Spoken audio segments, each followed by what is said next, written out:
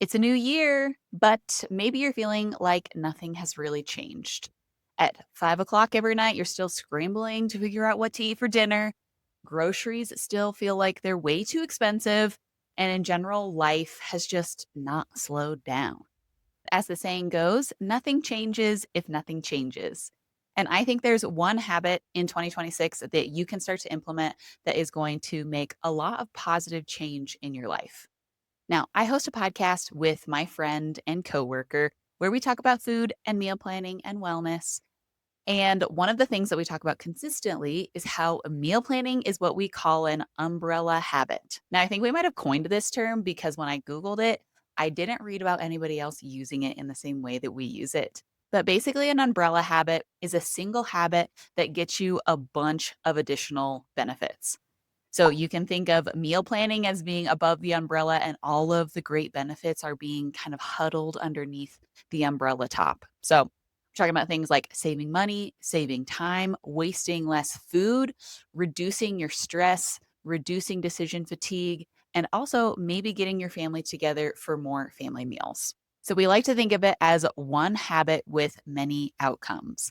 All you need to do is put your energy into meal planning, and you're going to get myriad benefits on top of it. I can't actually think of another habit that you could implement in your life that would give you the same number of benefits in other areas of your life.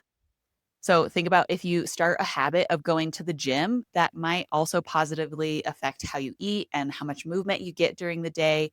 But it could have some negative effects too, such as spending extra money because you need new shoes or trendy workout clothes, or maybe somebody at the gym convinces you need to be on 6 more supplements.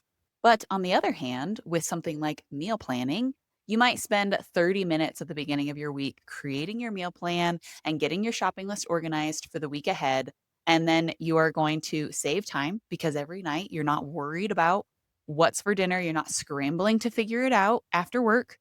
You're going to save money at the grocery store because all of those things that are on your grocery list are purposeful. They go with specific recipes.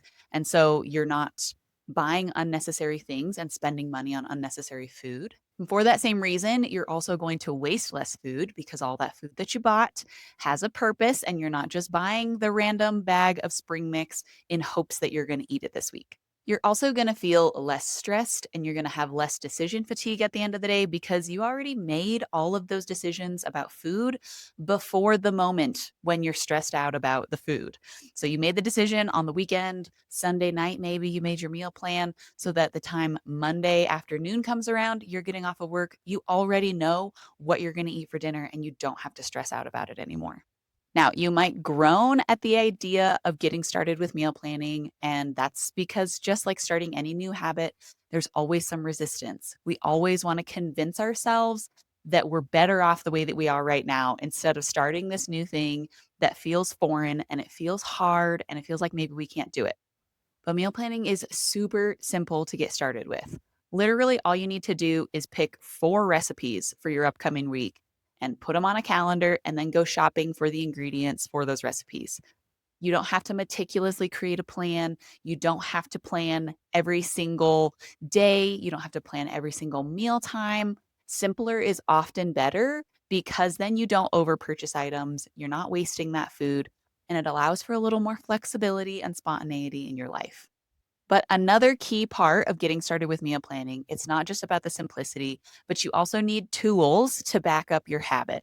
So it's really helpful when you have a bank of recipes to choose from. So that way you actually have some recipe ideas. You're not just scrolling through Pinterest or Instagram wondering what it is you should make this week. You also need some sort of a calendar or planner to put your recipes on so that you can keep track of what you've cooked for the week and what is still left to be made. And you need a consolidated and organized shopping list. This is one of the hardest parts about meal planning is getting a grocery list that's actually organized by the aisles of your grocery store. It includes all of the items that you need and none of the items that you already have at home. So you can meal plan with pen and paper, with a whiteboard, with the Notes app on your phone. But what's really going to help you be successful is an app like Plan to Eat. Plan to Eat includes a digital recipe book where you can store all of your recipes that you found from literally anywhere. It doesn't matter if you found them on a blog or on a social media app or it's your grandma's secret recipe. All of those recipes can live in the app.